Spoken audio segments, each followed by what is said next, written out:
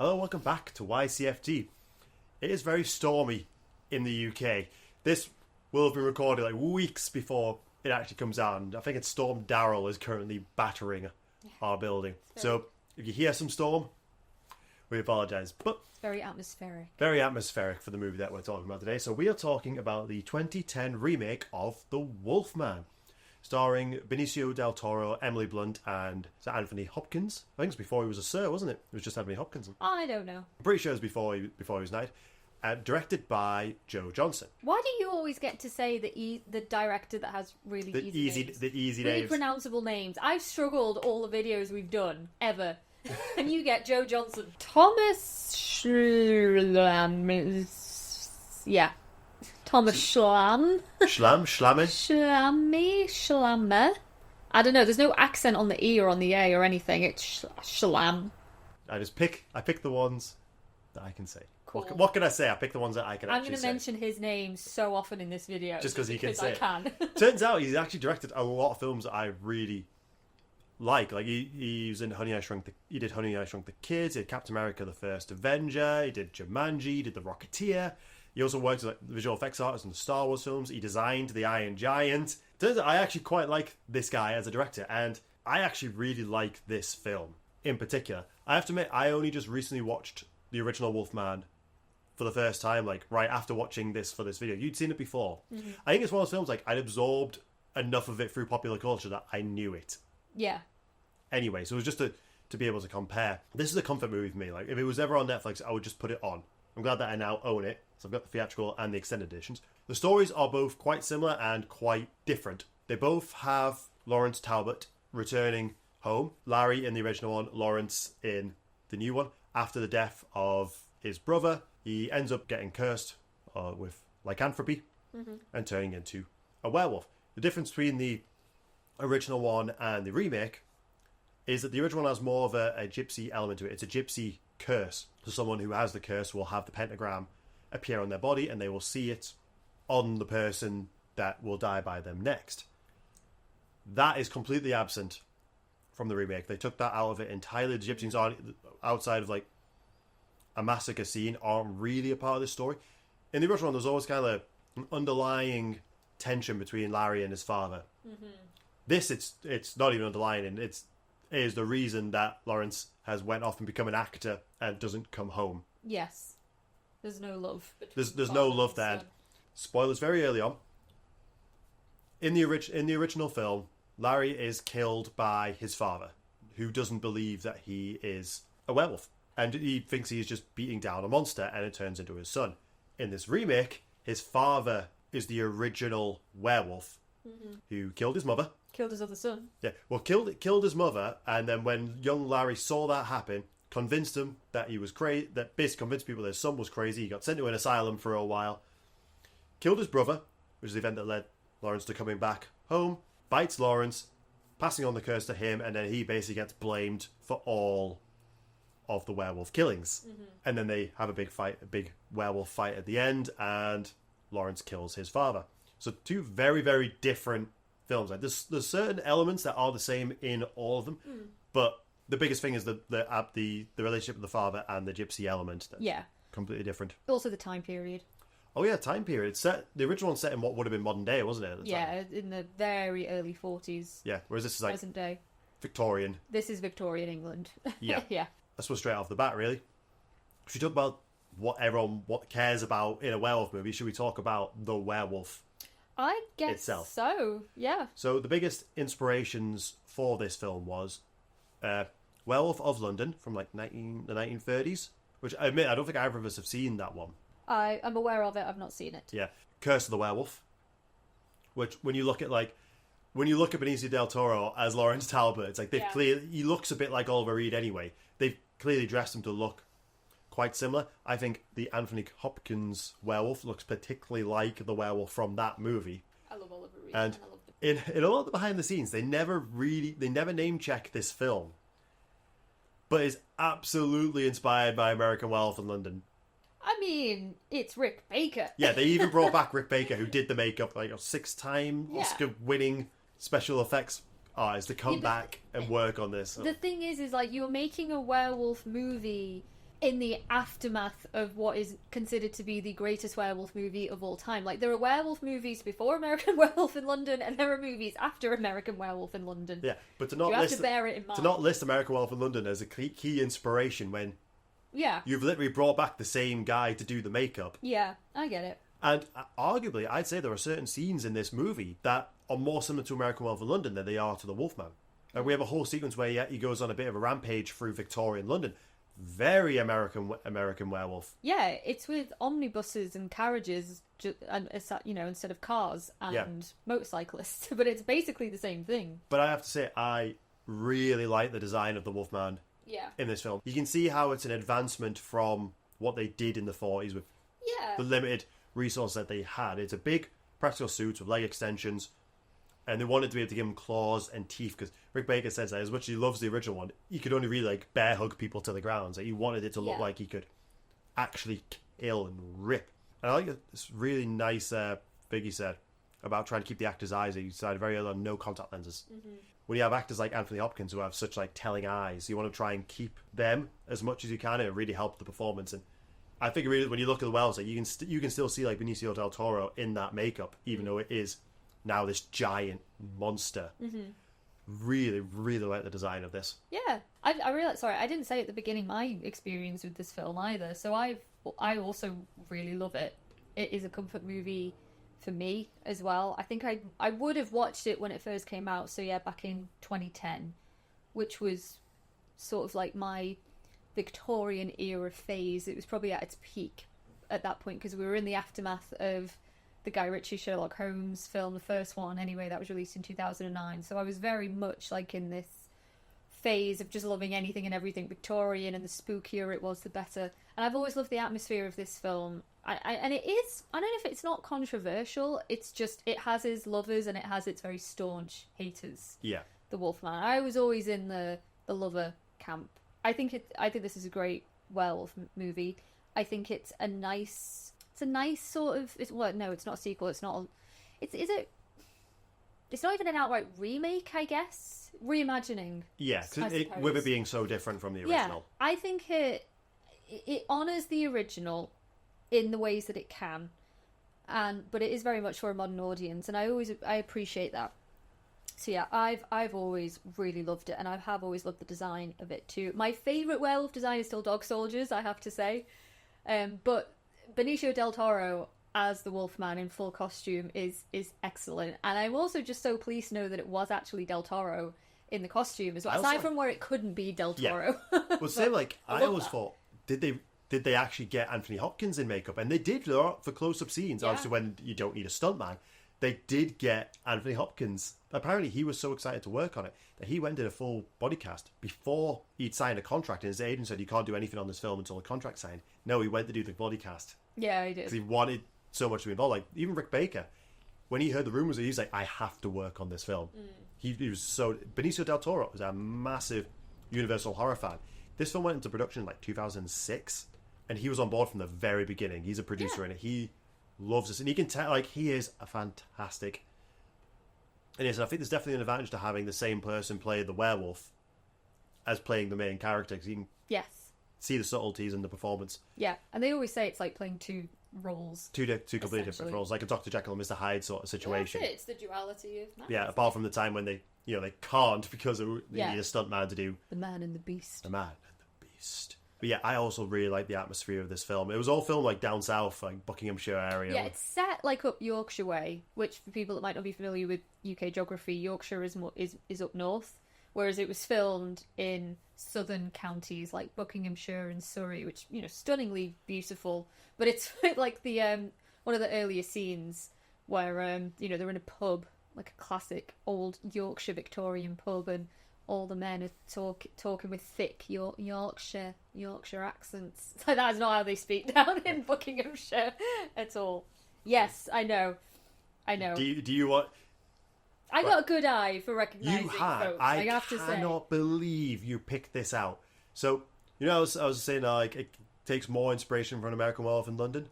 Well, we're watching the film, and I realise my boy David Schofield appears in this one. He's in the Wolfman. For those who may not know, David Schofield also appears in American Werewolf in London in a very similar role, appearing in a very similar pub. In American Werewolf in London, he plays, I think he's just a farmer, like he's a generic farmer, but he seems to have like a little bit more sway over the others, and desperately doesn't want anyone to interact with the two American lads that come in, and I think he's the one that... There's another farmer in the scene that goes out to try and warn them, and then Schofield is the one that comes out and he's like, "That's enough!" You know, and like wards them off. No, that's later on in the film when the doctor comes to investigate, when he says, "That's enough." Oh, for fuck's sake. Well, he's in the original He is in the original scene. in a very similar role. He's got a great career playing men in pubs. Yeah, but to literally reference it in that way, I cannot believe you because I didn't recognise him at all. Obviously, it's like 20 years apart. He plays he's a policeman in the Wolfman, but it's still like similar. Like, in comes a stranger, and David Schofield's looking very suspicious, like looking very nervous. Yeah. But I love that. I don't know if it was deliberate casting or not. It was absolutely deliberate casting. I will just also say as well, like, you're doing a scene set in Victorian England, so like you need to have a pub. You need to have like a classic cozy looking pub. All of the actors in that scene, and they were predominantly men, all of them that I've seen, like, I recognise as like classic bit actors. You know, like all of them I've seen in, I don't know, like Midsummer Murders, or you know, like the plethora of crime programs that we have over here. Like, I'm so used to seeing all of these faces appear over the years. But yeah, I love that. Hugo Weaving's in this film. Hugo Weaving is in this film. There's a scene in the pub that I really like, because he's there to investigate, you know, the killings, whether it's a beast or a man. He specifically plays Inspector Aberline, who was a real life person and was in charge of the Jack the Ripper murders. Yeah, which is referenced in the film. Which is referenced. The Ripper murders, famously unsolved, took place in 1888, and being unable to solve those crimes, he's now been put on the case of the murder of his brother and all of the other strange maulings that have been happening since Lawrence has come back to the UK. Interesting choice to make him Aberline. Yeah, it is. They didn't have to do that. No, but he also plays it's Hugo Weaving. He always plays a good part. Pint of bitter, please. Yeah, I love it because he sat there and he's like, "Shouldn't you be out there looking for him?" And he's like, "Well, considering if it is a man, most of the men in this area congregate right here, so pint of bitter." Yeah, he's like, "I'm basically going to wait for the thing to come here and have a snack." Yeah. And I'll be here when it arrives. Yeah. He plays such a good role. Yeah, he's great. Love him. 214 of the 309 residents of Blackmore and its environs live within, 500 yards of this tavern? I was planning to spend the evening here. Pint of bitter, please.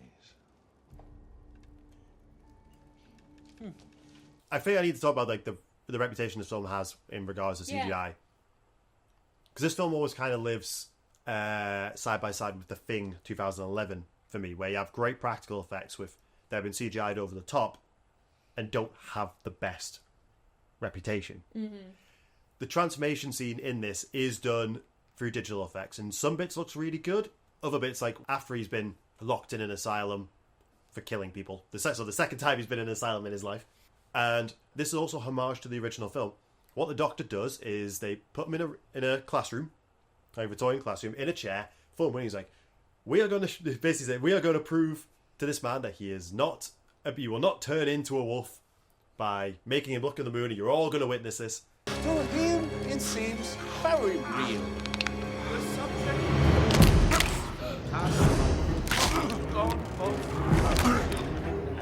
basically just trapped a room full of people in with a well-busy busy transform. Brightly lit room. That was always going to be a difficult sell, trying to do a transformation in bright light when you can see all the details. Comes across looking a bit rubbery. I've heard several different reasons as to why this is the way it looks. I've heard the same thing that they said with The Thing, where the studio thought that the old effects would be antiquated technology and they wanted to use new tech, thought it could be better. If you go by the special features, they say they always planned to use visual effects to try and push it to places they'd never seen before and do something that people hadn't seen. Also, so this film went into production in 2006. It wrapped filming in 2008 and wasn't released until 2010. Now, depending on when the effects were finished and when it got shelved, the world of visual effects moves very quickly.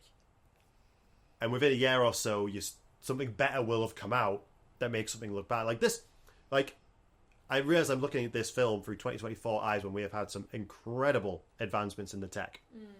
But that means that this film already came out with some dated effects. Yeah. Now, they went through a plethora of directors, and Joe Johnson signed on 3 weeks before they were due to start filming, and apparently they didn't have time to create new set pieces for the transformations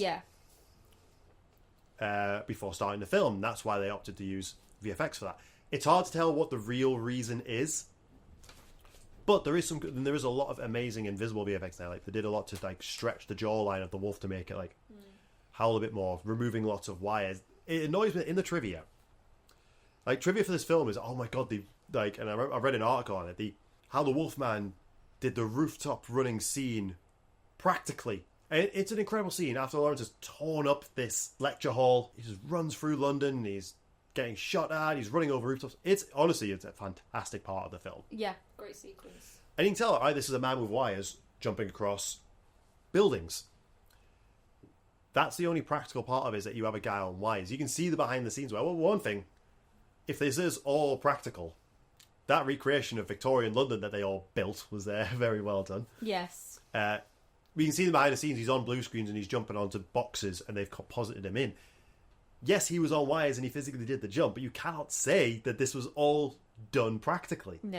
Yeah, but that movies love doing that, don't they? Love... For whatever reason it is. I don't get it. So, and the scenes that when he's under the bridge after that massacre, like, only the bridge is real. Even, again, looking into the behind the scenes, a lot of the scenes in the forest were just a handful of trees and a blue screen. That looked incredible. I couldn't even pick that out. So, amazing invisible effects in this film. It's just the transformation that stands out. And even the first one, when he's underground, is like a cavern underneath his mother's tombstone. Because it's covered in darkness, it kind of works a lot better. And if you look on the special features of the Blu-ray, there's a lot of extended and deleted scenes, and the initial transformation went on a lot longer, with a lot of like just bones cracking and stuff like that. And I'm like, why was this cut? There's another scene which we'll mention later on that was taken out of the film, which absolutely should not have been taken out of the film. Yes.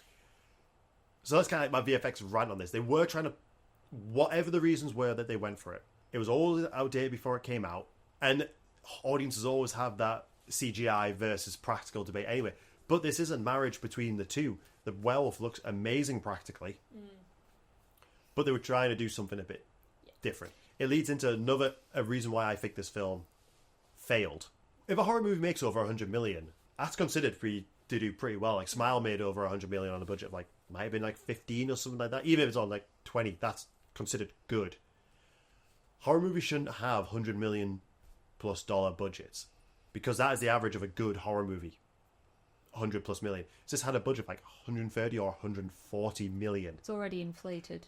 And that could be star-studded cast, delayed production, big CGI budget, because we have a lot of screen replacements and digital stuff going on there. That's going to blow up the budget. You have films like It, which kind of like the outlier. They did quite well with a big budget. True. But the film still made like 120 something million.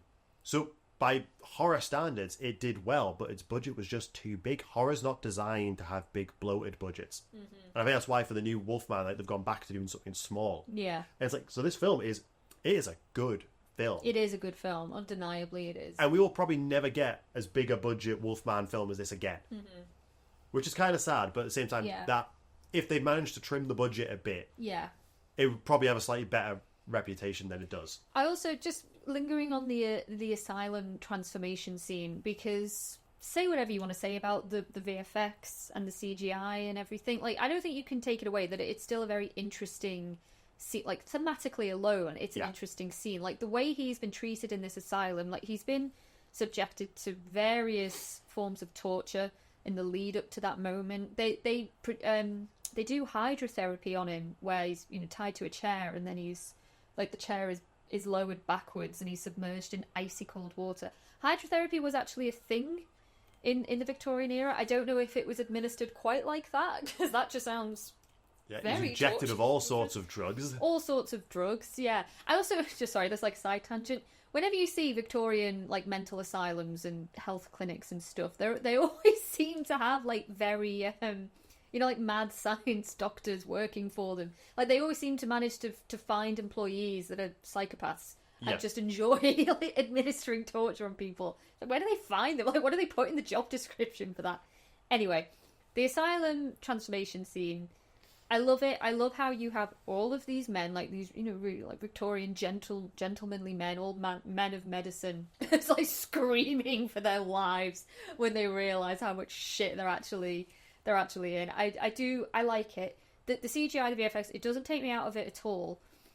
And now having seen a lot of the behind the scenes and talking to the VFX people, listening to the VFX team talk about the process, they are so intricate and very descriptive with how they wanted to do it, the brief that they were given, like everything, and they really, really thought about it.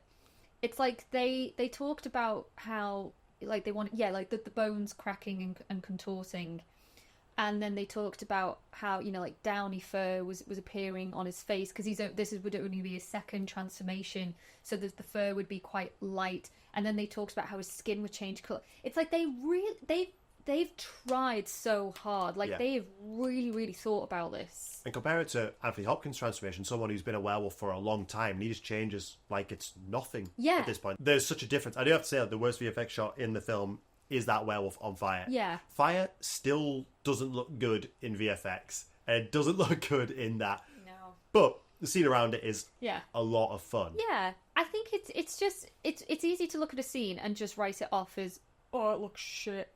Whereas actually when you think about it, it's like people have worked really fucking hard on that. Yeah. On a film with a lot of VFX shots. Yeah. And a lot. As you say, like for the time period, and very ambitious. So it's like, let's all chill, guys. Like let's just appreciate craftsmanship where we can, because it's not easy.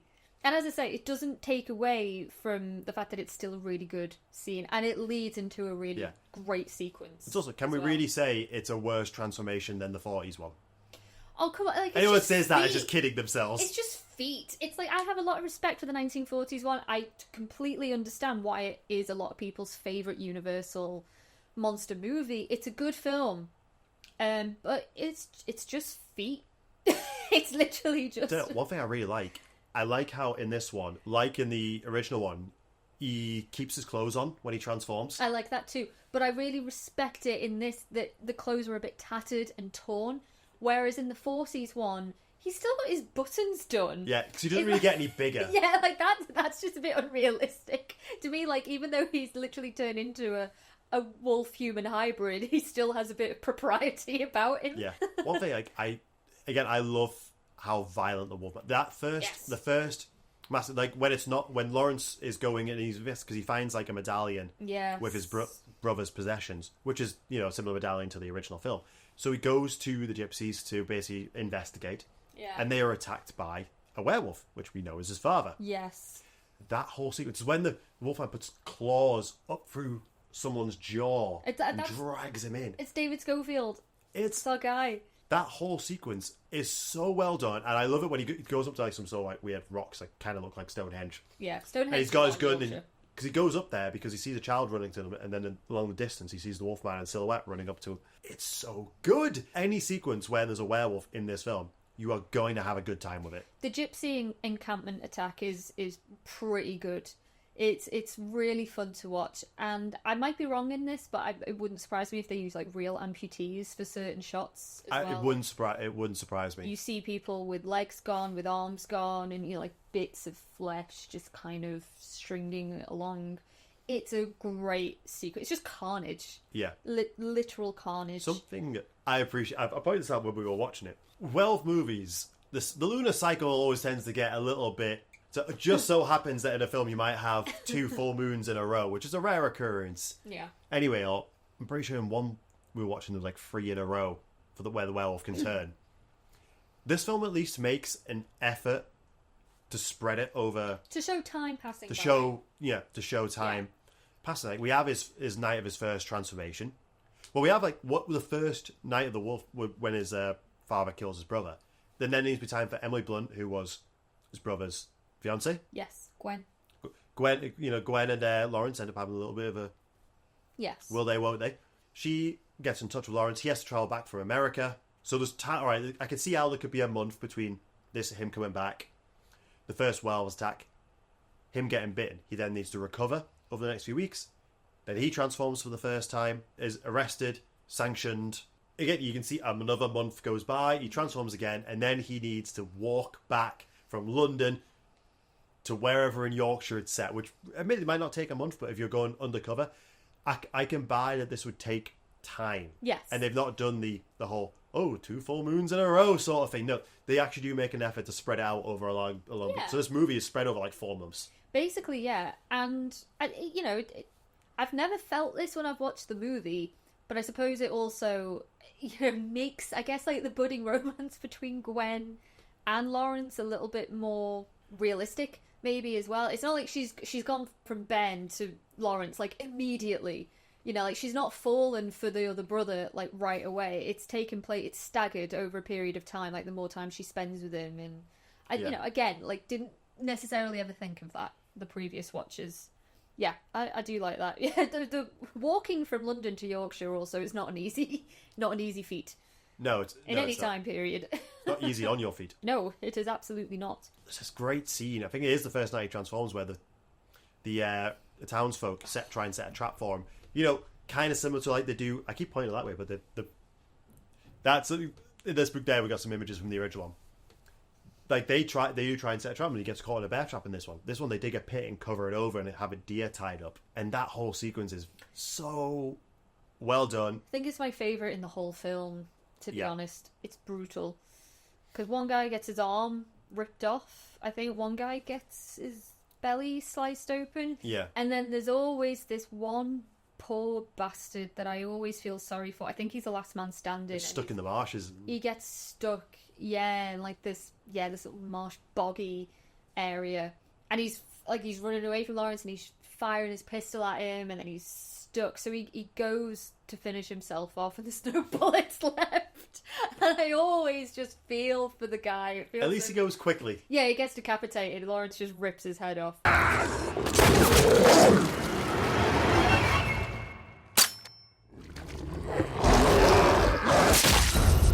But that whole sequence is great. Like none of them stand a chance against him. No, which shows the raw power of this creature. Yeah, it's also like Lawrence in this one. You don't really see him eating necessarily. It's almost like it's just panic, like he's killing people just out of instinct rather than necessity. In the behind the scenes, we saw that there was a deleted scene of after the London massacre and he's under a bridge. They did have an alternate take where he's just meant to be eating an arm, a severed arm. So they made this like arm that's like meant to like be honey glazed and like edible, kind of similar to what they do in Walking Dead with like entrails. And they had Lawrence in well form, like eating it down to the bone. Mm-hmm. But that was cut. So it makes me wonder, because there is one bit where he like rips someone's spleen out in the lecture hall. I wonder if they had more scenes like that were cut. Probably. Because it's already a very violent film. Wouldn't surprise me. Yeah. Can we talk about actually certain scenes that were cut from the theatrical that really shouldn't? Yes. If you watch the extended edition, they changed the Universal logo to the 1940s one. Mm-hmm. Why wasn't that in the theatrical? That's such a simple but then there's an open scene where Lawrence is on the train with Max von Sydow, and it explains how he gets the cane. Yes. Which obviously is such an important... It is not as important a part in this film as it is in the original, but it's a nice touch that it's there. Yeah. I quite like that as a scene. There's a whole scene where, again, during the London massacre, that scene did everything that American Werewolf in London wanted to do. Yes. But didn't have... I love the scene in American Werewolf in London, but they clearly didn't have the budget to do what they wanted. Yeah. This film could do it. Yes. The idea that it was even cut down, so there's a whole sequence where he ends up at like a country club or something like that, and there's a masquerade ball and a blind singer. You pointed out to me, like, obviously dogs have very sensitive hearing. It seems like the werewolf is almost mesmerized by this singing, so he's kind of like walks into this party, and everyone is kind of a bit weird, thinking he's an uninvited guest, but in masquerade. Yeah. And he goes like right up to her face, just like mesmerized by singing. Well, she's blind. And then someone goes like, "Excuse me, sir," grabs him, and he's like, starts hacking away. Bites into the back of his head, yeah. He? Sir!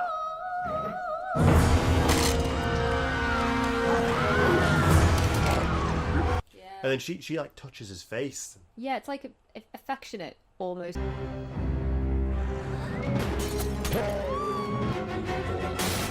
And you don't get the impression he's going to hurt her.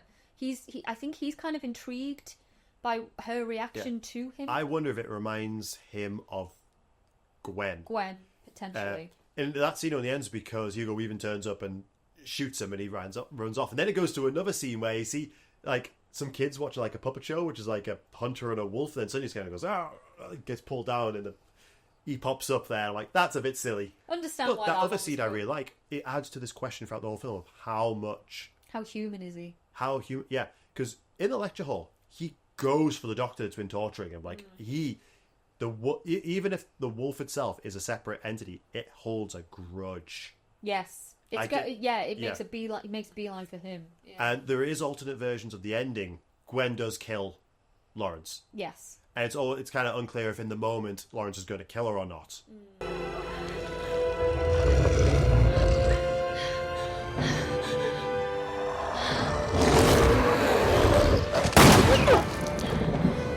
And there are alternate versions where Lawrence doesn't die and he just kind of stares down the camera, and again it's even more unclear whether or not he kills. And it almost sounds like the Wolfman says Gwen.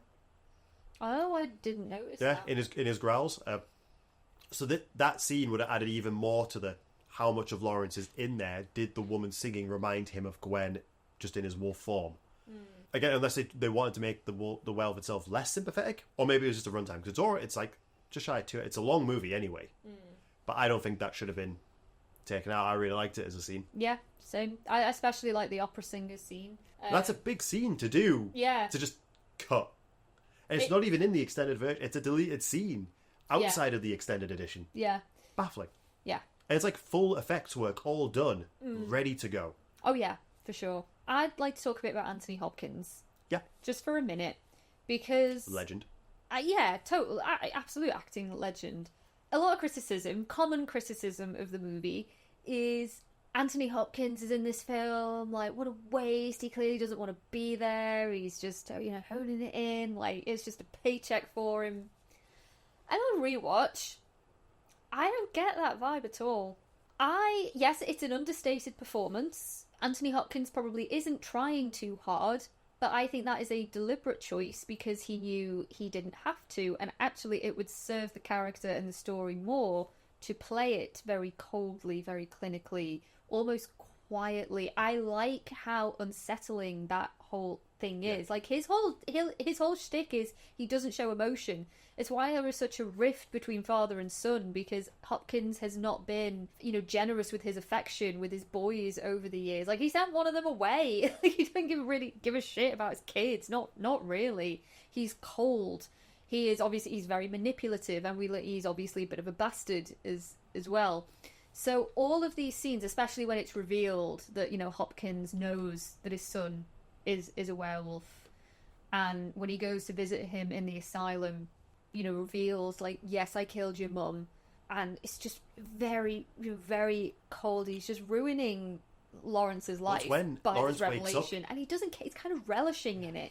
When Lawrence wakes up after his first transformation, he's kind of just like on the grounds by a tree, and he's waiting for him. He's like, terrible things, Lawrence. You've done terrible things. And he's like gleeful about it. Yeah. Terrible things, Lawrence. You've done terrible things. I admit, I was probably one of those people that thought he was a bit asleep at the wheel until analysing him. Like, actually, he's doing a lot of interesting. I know for some reason it was his idea for him to play the harmonica going through the asylum, and listening to interviews with him talking about little moments that he would throw in there.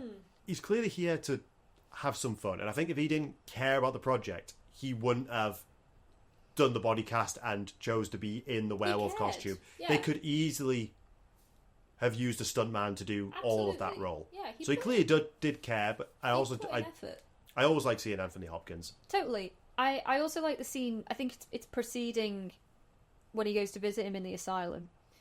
And it's when Lawrence follows his dad into the tomb where Lawrence's mum is buried, and there's a little secret passageway, and he follows his dad in, and it's basically a shrine to his dead mum. And Hopkins realises his son has followed him in, and he just starts talking to him about his mum, and he, very kind of, again, very quietly, no emotion, says, I died when your mum, when she died, I really did. Like, it killed me. I was finished from that day on. And then he's, look into my eyes. This is a dead man. So, I think you'll find I'm quite dead. Dead. You see, I'm quite dead. I like that. I don't really know how else an actor would portray the role, to be honest. And I really love the scene. Again, this is, earlier on in the film, where the townsfolk are now convinced that Lawrence is either a wolf or, he is responsible for all of these slayings in the town. And he hasn't even turned into a wolf yet. No, but they know because he's been bitten. Yeah, and they're also like, he's a stranger. he's an American now. We need to get this guy gone. He said at one point he does become an American werewolf in London. Yeah, he does. But Anthony Hopkins comes out with his gun and he just starts like firing off, and he's like, you are trespassing on my land. I could shoot you right now and the law would be on my side. And then he aims his gun and he misses, and he's like, oh, sorry, like I was actually aiming for the general or something. It's like you get very He says, oh, gory. my Sikh manservant is on the roof with a repeating rifle. Yeah. You're trespassing on my land and I could shoot you on the spot right now. My Sikh manservant, he's on the roof and he happens to be a crack shot with a repeating rifle. Very calm, just like calmly talking about murder, essentially. I like the performance. I was like, he's like, afterwards, oh, you can fight Singh when he gets, I think it's Singh he's called? Yeah. You can thank him when he gets back from the store, because he was never up on the roof. He's an interesting character as well that had more scenes deleted. It's like the servant of the house who, it's revealed in the deleted scenes that he's stuck by Anthony Hopkins because he saved his life. Yes. But he's always known the monster that he was, and I think for a long time he kept himself in check. He wasn't just going around killing people because he has like silver bullets, ready to take him down if he needs to. And by the time Lawrence returns, he's well and truly dead. Lawrence gets the gun, loads him up, goes to kill his father. He's like, I took the powder out of those years ago. And I find it so interesting. Like, he knew that there was always a chance that he was going to turn on him. I think it's not really confusion, but I guess my only question is, what is Anthony Hopkins' motive? I just think he's fully embraced the beast. But like the very end, where it's father versus son, and Lawrence, the heir to my kingdom. Yeah, it's like Lawrence gets the upper hand, and he's like, "You're the heir to my kingdom, Lawrence. You've always been the heir to my kingdom." It's like, well, previously you didn't really give a shit if your son lived or died. You're heir to my kingdom, Lawrence. You've always been heir to my kingdom. So it's like, what are we doing here? What are we doing here, Tony? It's like, do you want him to live? Do you not? Like, do you care about him? Do you not? But and then there's also these like little throwaway moments where Anthony Hopkins is like, I love you, Lawrence. I really do. I don't want you to think that I don't. Like, you are my son. I do love you. It's like, it's just... It doesn't fit with the rest of the film. Yeah. It's like, is this man just... Does he love his son? Because that's the reason he kills his other boy, isn't it? Ben. Yeah. Because he didn't... He was going to leave. Ben and Gwen were going to leave the manor and start a life somewhere else. And he didn't... I don't know if... Well, clearly he wanted Gwen to stay more than Ben. Yeah. I guess. He killed Ben deliberately knowing that Gwen would stay. Yeah. I don't know. It's again, kind of unclear. Unclear, what his motivations are, what exactly his relationship is with his son. He's just mad. Yeah, he's just an old werewolf. The final chase, like, after Lawrence took his father's head off, Hugo Weaving's turned up with silver bullets, reveals that the cane has, like, has a knife in it. Yeah. Hugo Weaving gets bit, Gwen runs, and Lawrence chases her into the forest. Lawrence, and the movie, you know me. the final... I was just quoting Emily Blunt. And, Lawrence, you know me. It ends at a moment we'd seen earlier in the film where Ben and Lawrence had played as children, and there's so many moments that like mirroring of the original of like the werewolf chase and seeing them in particular areas. It's just done so well, and the cinematography in all these moments is really, really nice. I just love that whole final moment, and in that moment, I think she knows killing him is the best thing she can do for him. It's the kindest thing. It's the kindest thing, yeah. At the most, he would have ended up being experimented on or killed by someone else. Oh, yeah. Yeah. But there is also... The gypsies do say to her... Again, they're not played on enough to really be a part of the story, but she says, like, it has to be killed by someone who loves him. Which then doesn't really make sense for Anthony Hopkins because there is no love between the son and the father. No, but I guess taking someone's head off is going to do it every time. Oh god, when the head rolls and Anthony Hopkins' head just like The little it doesn't look good. Contracting. I appreciate what they were. There's a going great behind the for. scenes shot where they said that Anthony Hopkins he lay on the floor and did like the motion so they could use it as reference. I'm like, I like that. Doesn't mean it looks good. No. But yeah, Gwen shooting him and killing him was the best thing they could do in that moment. It's also a nice little mirror of the original. Someone that because loves him killing him. Someone that loves him killing him. Yes, in the original it's his dad. In this one it's his potential girlfriend, would-be girlfriend. But I also like how both versions, after they have been shot or beaten, they revert back to their human form. Yeah. And again, it's just like a nice reminder, I guess, of, you know, that fine line between beast and man is so precariously thin sometimes. And it's the great tragedy of werewolves because, again, like, it's a shame that opera scene was cut because it speaks Added some a lot, humanity back to the beast. a little bit of humanity. Like, there's recognition there. There's, you know, like, he made a deliberate choice not to hurt that blind opera singer. And it's a shame it wasn't there, but werewolves are fascinating. Obviously, the underlying themes are like it's meant to be like apparently the beast that lives inside all men. Like how close to the surface is it? That's the thing. And I suppose even in the original one, Bella, played by Bela Lugosi, who's like the OG wolf, it's kind of inferred that he's been cursed with it for a very long time, and is somewhat just resigned to the fact that he is who he is. And to the point where he just turns straight up into a wolf, not a wolf man. So again, this isn't like this was discussed. We read Reddit friends with people discuss it. It's like he's been doing it for so he's accepted it to the point where kind of like, and that is similar to like Anthony Hopkins in this. So when he's being strangled by Lawrence, and that's when he's like, "You've always been the heir to my kingdom." Yeah, and he's just turning, but there's no bones pain. Cracking. It's just normal for him now. Yeah. So Lawrence, Acceptance in both versions, he's resisting it, which maybe explains why he's, well, in the original anyway, why he's more of like a human wolf hybrid. You know, like he's bipedal rather than a straight up dog. Yeah. But yeah, I don't know. Werewolves are always fascinating. Like they've always been. I mean, there's been a lot of misses with werewolf movies over the years, as there has been with vampires. But there is a reason why wolves and vampires have, they've stood the test of time when mummies have kind of trailed off. It's hard to make a mummy film interesting unless you are Brendan Fraser.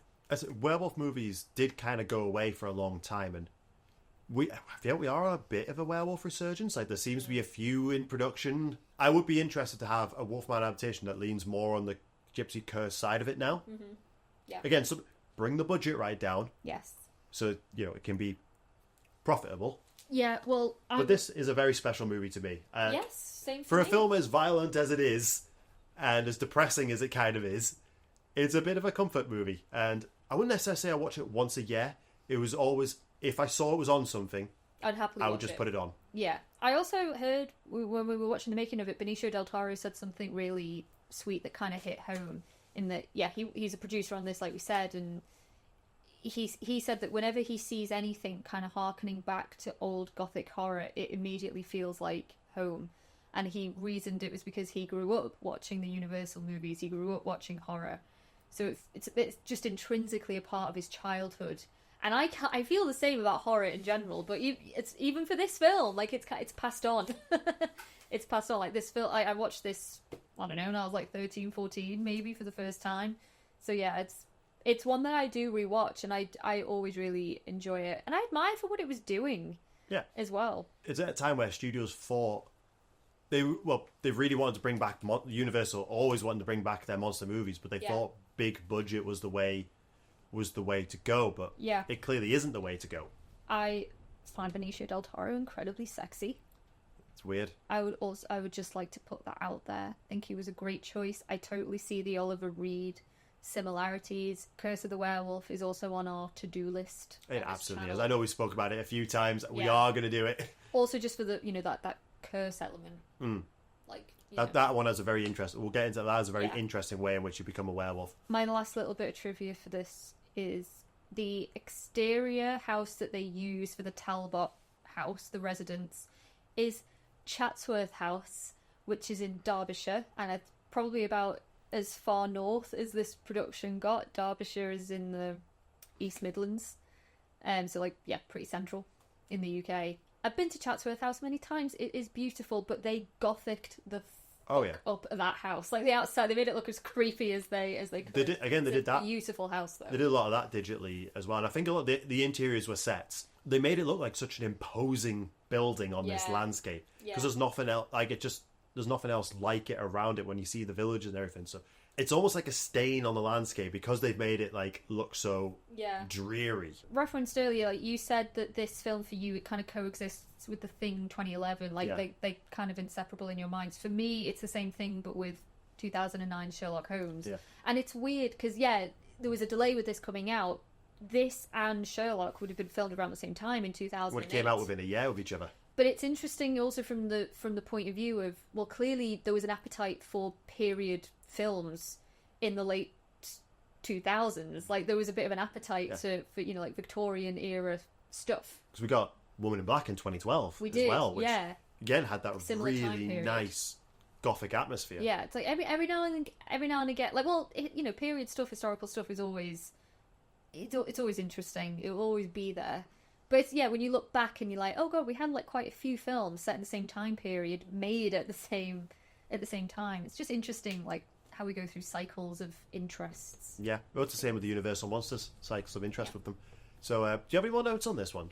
No. I feel like we've not even talked too much about the story of this. It's mainly just like everything around this film that.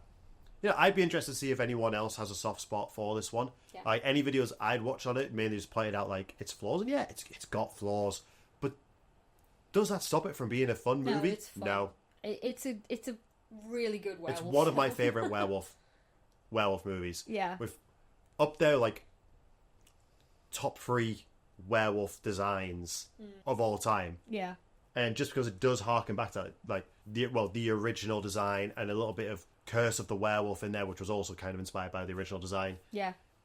But with the advancements in like special effects at the time to be able to actually, because for the original one, they couldn't give him, because of the way the costume was, they couldn't give him a top layer of teeth. No, because it was latex, wasn't it? Yeah. So you could only have like kind of like a little bit of an underbite. Yeah. So like, no, let's give him some teeth. Let's make him violent, make him tall, big, give him apparently they did have like some claws that were like fiberglass that were actually really dangerous, so they had to do like a rubbery one for the actors to wear so they didn't hurt anybody. Yeah. And it's interesting hearing Rick Baker talk about this design, because he went through like loads of designs and then going back to basically what his first idea was, which was basically just to take the original one and update it slightly. And it looks great. It really does. I'm glad, like, for this, it's just the Wolfman in all his glory. Because we have had some bad werewolf designs in our time. There's a movie that came out a couple of years ago called Howl that I really liked. Oh, Set on the Train. Yeah, but the werewolf design's shocking. I don't remember. I remember the story, and I liked the story, but I don't remember the design. Honestly, the design's awful. Really bad. But the film itself is really good. Yeah. It bothered me so much. It's a hard balancing. Well, there's always hits and misses with monster movies. Yeah. As you said, it's cyclical. Thanks a lot, guys. I'm also going to say, throw it out to our channel members. A big thank you to you guys for helping support us. You forgot to mention that you once dressed up as a werewolf for Halloween. We had a cheap Halloween night, so we set a budget of like, I think it was like £11 at the time. So I managed to get this half werewolf mask there without any strings. You had to use costume glue to stick it on there. I had a big beard, so I got that, some black paint to go in here, fangs, gloves, and contact lenses. Contact lenses did not. I could not put them in, and it looked great. I was really happy with how the costume turned out because the mask just blended into the hair really well. But I remember we went to a club, and the bouncer was trying to make everyone take their masks off for ID. So he's like, "Oh, mask." I was like, "I can't." So he pulled on it a bit, and I was like, "It's glued to my face. I can't take it off." So he just let me in anyway. But then, as the night got warmer, I got sweatier. The mask started to like contract in my face. It was awful. I just had to tear it off, and it really hurt. I wish I still had that somewhere. because that was like my favorite Halloween costume. I was But it's like I'm a naturally hairy man. It just makes sense that I'd be a Wolfman at some point in my life. I also just like how ironically tearing off a mask could be the most werewolf thing that you could do. You know, Just rip it. Honestly, it ripping hurts your so. face off. It felt like such a good idea at the time, Yeah. and it looked great. Yeah. I just couldn't get. It just couldn't in a non-painful way. Because even the next day, I had remnants of glue on my skin that I had to try and get off, and it just would not come off. Happy you kept your eyebrows. What's your favorite werewolf movie outside of the big hitters? So, you know, Howling, American Werewolf in London, original Wolfman. What is your favorite werewolf design? So, thanks a lot, guys. We'll see you when we see you.